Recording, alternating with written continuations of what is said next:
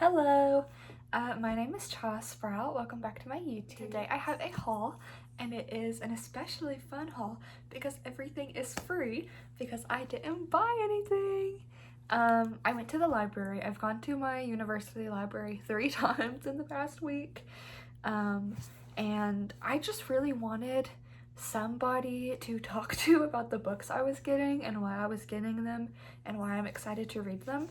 And I actually, to be completely honest, filmed like a quick little I got these books at the library video, and I posted it on my Snapchat private story dedicated to the books I'm reading, and then I realized, hey, I could make a YouTube video out of this. So without further ado, this is my library book haul. I have the books separated into 3 piles, so it's each of the books I got from each separate visit to the library and why I got them.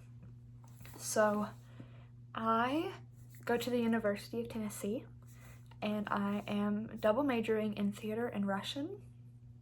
For my Russian major, I am taking a course on Vladimir Nabokov, just like studying his works, and my professor mentioned that there were 4 novels that Nabokov considered to be like one of the best or the perfect works of 20th century literature, and the one that my professor named was St. Petersburg, or just Petersburg, by, I want to say you pronounce his name as Andrei Bely?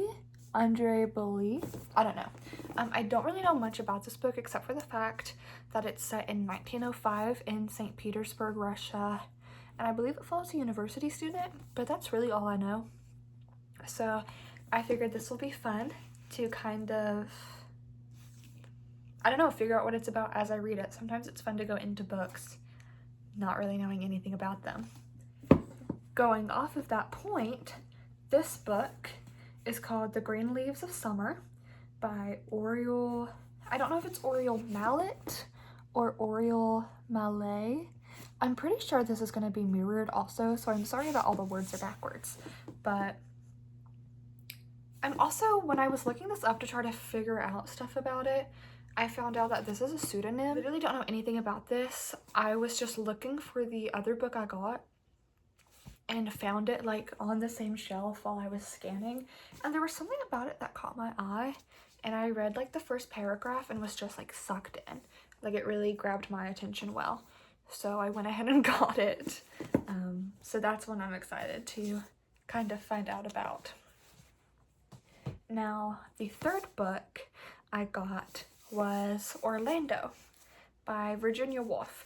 I have never read this book. It's a classic, of course. I'm sure most of you, even if you haven't heard of Orlando, have probably heard of Virginia Woolf. Not only have I never read this book, I've actually never read anything by Virginia Woolf. The reason I picked this book up was because last month, near the beginning of January, I read, I don't remember if the title is I Who Have Never Known Men or I Who Have Never Known Man, but I read that book by Jacqueline Hartman and loved it. And so I decided I wanted to read another book by Jacqueline Hartman because I loved it so much. And she has a book called Orlando, and I don't know too much about the plot of that one either. I'm just reading a bunch of stuff I don't know about, basically. But it either is like a parallel, or it mirrors, or it at least refers to the context of Orlando. And I figured that since I had never read this, I should probably read it first. I might read this book and then go to read Orlando and it not be relevant at all, but I just figured I would, and it gives me an excuse to read a classic. One of my goals, not just for 2025, but for my 20s, I'm 21 years old, one of my goals for my 20s was to read more nonfiction and to read more classics. So this will help me with that goal. And then the final and 4th book I got on this first trip, I actually don't have with me anymore because I read it in a day and then returned it, is I think it's pronounced Bluets by Maggie Nelson. And it was a quick short little book. It's not necessarily poetry, but it's poem adjacent, and it was okay. I had heard a lot of really good things about it. I thought I would like it a lot more than I did. I think all in all I ended up rating it 3.25. There were some bits of the book I really liked, and there were some bits that I didn't like nearly as much. But I think in the end, there was more that I liked than I didn't.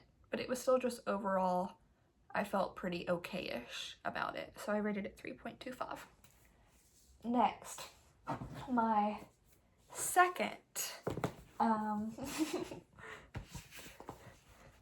my second trip left me with a much larger haul. So the other Russian course I'm taking at the moment is basically going over like the way crime and corruption is implemented into everyday Russian culture.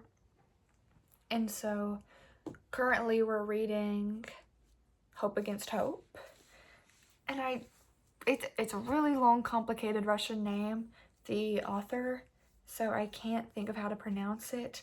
I think we've been calling her Nadia in class to kind of make it easier when we're referring to her, but we're reading Hope Against Hope, which, if you don't know, is a like autobiographical memoir of the wife of Mandelstam's, Mandelstam's wife, basically just recalling their time living in Russia during like the 1920s and the 1930s, the early 1940s under Stalin, basically, and what it was like to live as the wife of a poet and as a poet being persecuted, their time in exile, his time being imprisoned. We're about halfway through it, I want to say, but through reading this book, I realized that when I think of Russian poetry, at least, I think more of what's referred to as like the golden age of Russian poetry or the golden age of Russian literature. So I'm thinking like Pushkin, right? But this is the silver age of Russian poetry, and it's Mandelstam, it's Akhmatova, Pasternak, it's like all of these authors that I had never even heard of. And so I figured I would just diversify my kind of knowledge of Russian literature by delving more into this age. But I figured this would be a good one to start with because this is the main man we're reading about through the perspective of his wife, and it's just a assorted collection of his poems from, let's see, Natalia. Okay, so her name was not Nadia, it's Natalia. It looks like it is poems from 1938 to 1937. But I thought this would be fun to read while we're reading Hope Against Hope instead of reading one and then the other. I thought it would be kind of useful to just like read them at the same time. So I'm probably going to start this book either tonight or tomorrow. Similarly, I got You Will Hear Thunder by Anna Akhmatova, and this is just another assorted collection of Akhmatova's works, and she was friends with Mandelstam and his wife during the persecutions, and she also helped to preserve his manuscripts and his work. The next book I picked, there is I don't remember if it's a whole chapter or maybe it's just a couple paragraphs, but there's a section in Hope Against Hope where they're discussing translators and the importance of translated works, and she mentions that one of the books or one of the authors that they really enjoyed reading was Goethe, who is a German author, and he actually came up today in my Nabokov course, and he was mentioned in Maggie Nelson's Bluets. So he is just everywhere, and I never realized it. But this is like over 1,000 pages long, and I can almost guarantee you I'm not going to read this whole thing from cover to cover. I'll probably just pick a couple of things that seem the most interesting and read a few of them to get like the general gist and context of his importance as an author. My next book is kind of out of left field, I suppose, but it branches off of Goethe. I just found this while I was looking for a compilation of Goethe's works, but I found it while I was looking for a compilation of Goethe's works. It's Demonic History from Goethe to the Present by Kirk Weathers. And basically from what I understand, it's just studying demonic and religious symbolism in German literature from the Goethe period to the present day. And I'm very interested in religious symbolism. Paradise Lost is probably my favorite book. I wouldn't consider myself religious, but I would consider myself fascinated by religion.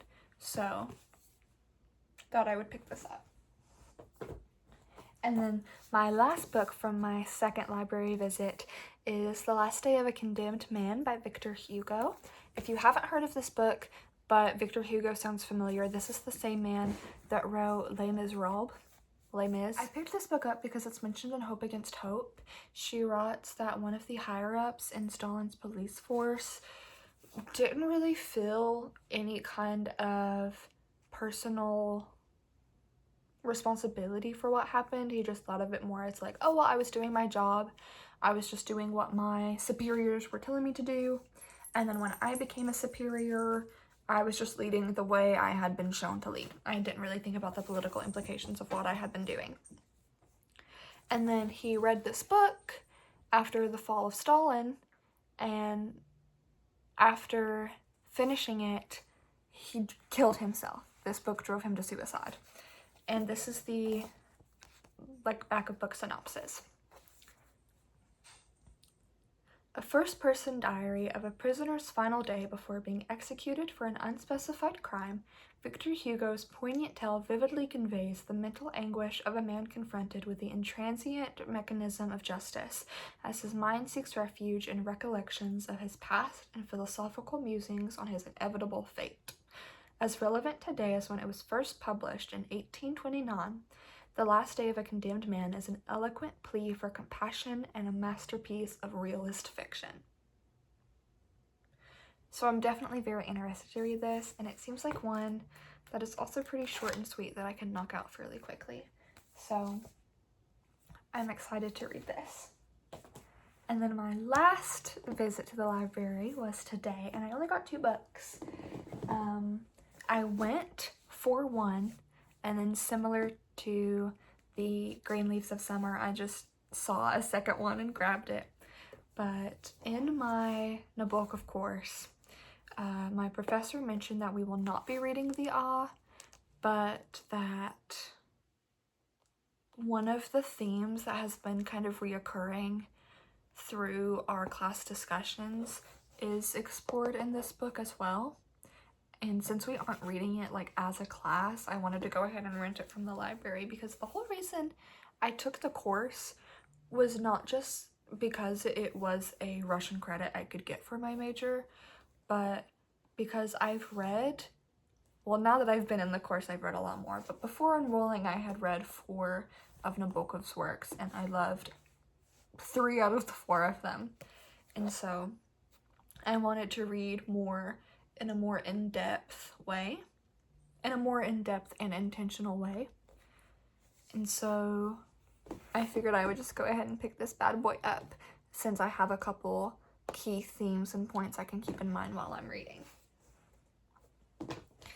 And then my last book of the haul is 50 Poems of Pasternak.